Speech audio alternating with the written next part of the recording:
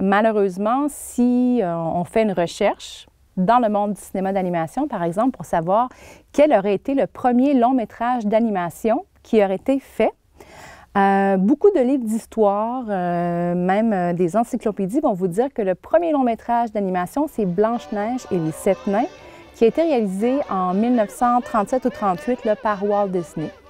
Mais c'est faux, parce que le premier long métrage d'animation a été réalisé par une femme, Lotte Rennegar, qui a fait les aventures du prince Ahmed 1926-1927. Donc, elle est la première personne dans le monde qui a réalisé un long métrage d'animation. Ce n'est pas anodin. On peut se demander pourquoi est-ce que Lotte n'a pas été placée dans les livres d'histoire. Plusieurs raisons. C'est une femme, elle était allemande.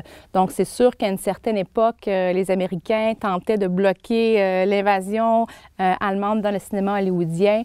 Il y a eu les deux guerres. Puis aussi le fait que, son film, c'est d'avant-garde. C'est-à-dire qu'elle a une technique d'animation qui n'est pas reconnue comme étant prestigieuse. Si on regarde Disney, qui a des films en couleur, Technicolor, avec une grande équipe, Lotte, elle va avoir une technique qui est beaucoup plus féminine ou du monde du féminin, c'est-à-dire qu'elle prend des ciseaux, puis elle va découper du papier.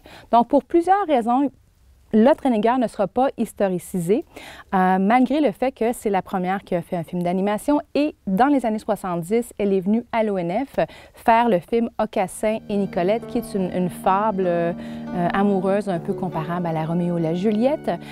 Mais c'est un film qui est vraiment, vous allez voir dans l'animation, c'est extrêmement précis.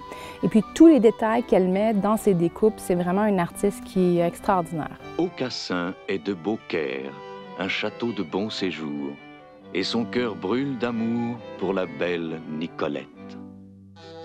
Son père la lui refuse et sa mère le sermonne.